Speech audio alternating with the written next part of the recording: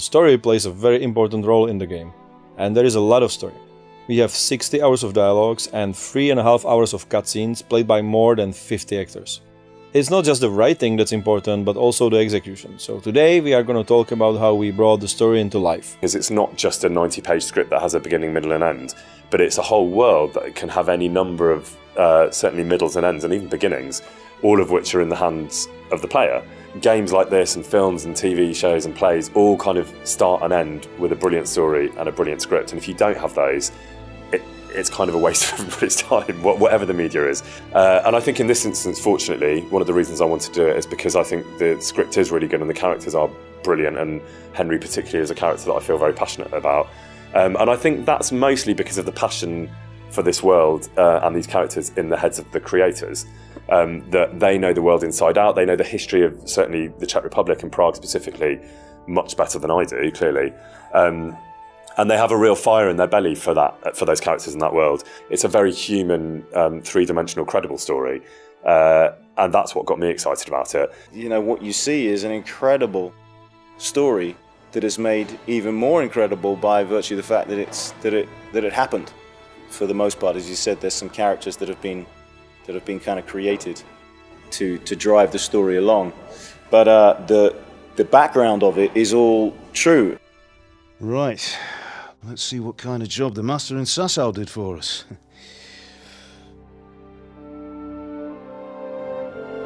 Look at that, lad. That's what I call craftsmanship. What does the inscription mean? Damned if I know. Doesn't look like Czech to me. Latin, maybe? Lord Radzig ordered it. Oh, this will be the finest sword I've ever made. This is one of the cutscenes for the game, and you can see that in order to make them great, we needed good actors. Lots of them. There are lots of big Hollywood productions shooting in Prague, so there are also lots of good English-speaking actors. But that was still not enough for us. So we did casting in both Prague and London, and we auditioned more than 200 people. Charcoal you can get most likely at the charcoal burners. There's an old kiln by the creek above the village. Don't even talk to me about it. He's all done in. I never saw so much blood come out of anyone's anus before. We needed to make a lot of tough decisions. Will we go with archaic Shakespeare English, more accessible modern English, or American English? Each choice limited our choice of actors. And is it okay to have American and UK actors play together with different regional accents in the same medieval setting? I'm from the valleys.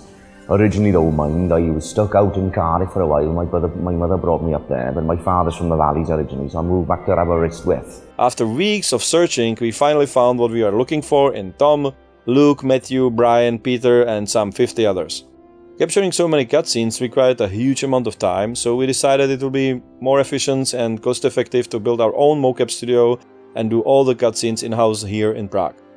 We also decided to capture sound and motion at the same time, because we believe that this way the performance will be much more natural and dynamic than first shooting the movement and then having different actors record the voiceovers later in the studio. That here was something new. You're doing something new. And it was history. It's based on history. And it's exciting and educational.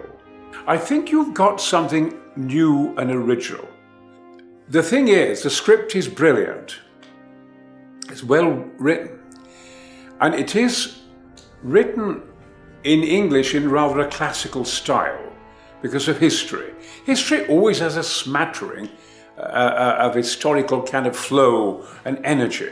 We also considered using facial motion capture helmets, but then decided not to because it would greatly complicate the process with questionable results. We also decided to scan all the actors and use their facial features for the game characters, and for that our character department built our own proprietary 3D scanner. And we don't scan only the actor features, but also their facial expressions. Each actor is scanned 24 times, and from these scans we can generate 60 different expressions that we use then when generating lip sync and for facial animation. Directing a game is a very specific thing. The actors are moving around in very small empty space, in which objects are only represented by weird wire constructions because the cameras need to see through everything.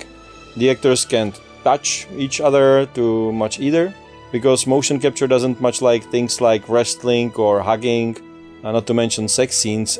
Simply anything where the cameras don't have a clear view on the actor from every angle.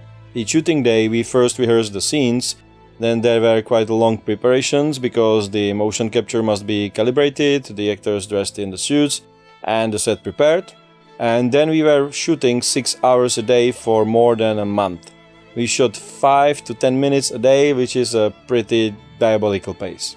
Having Dan in the room has been great. It's been great. Because there's that feeling as actors that you're doing the scenes, he knows what he wants, he knows what these characters are, what the stories are, he has an ownership of all that. So for him to be giving you the direction, or helping out giving the directions, has been invaluable, really. In the end, there were 3 directors. I took care of performance. Our cinematic director Martin Kleckner was responsible for the movement and stunts, and our English writer John Comer, himself an experienced actor, was shadowing me on to make sure that the lines were correct in English. We've got a very reliable team who know the world infinitely better than we ever could because they've been working on it for 3 years. And they will brief you, we'll have a briefing in the morning, they'll describe, what's going on in the scene, what the context is, what the environment looks like. And I've just relied incredibly heavily on them. Will the actors with the experience from big movies and TV shows accept recording in funny elastic suits with ridiculous props made from wires and sticks under the supervision of a geek with little experience? Luckily they did, and I think that in the end it went pretty well. And at the end of the day, once you've got the hilarious, lycra bodysuits and the spots all over you and all that stuff, which of course in the first instance are kind of hilarious and ridiculous, but you very quickly forget those. And at the end of the day, then it's just about playing a scene honestly with another actor. And then you go into the other room and you get into your, this is the best bit, you get into your is it spandex? I don't know, whatever it is. It's a black suit. And then they put all these little dots on you, and it's very strange. But I feel like it's like you're going into the Matrix. I feel like Neo. And all I do, whenever there's downtime and no one's doing anything important, I'm just there looking at myself on the screen, just like pretending to be Neo. It's great. The task of the cinematic department was to bring what was written in the script into the game in the form of cutscenes. And since we were shooting on an empty motion capture stage, every day we had to make sure the actors knew exactly what they were looking at.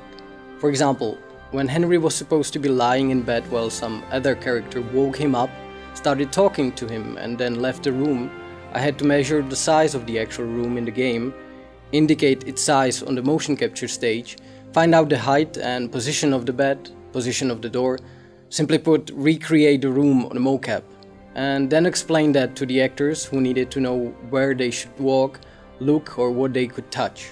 Unfortunately, a lot of times the game environments were too big to fit into our motion capture, or the props were too complicated to make by just stacking up metal platforms.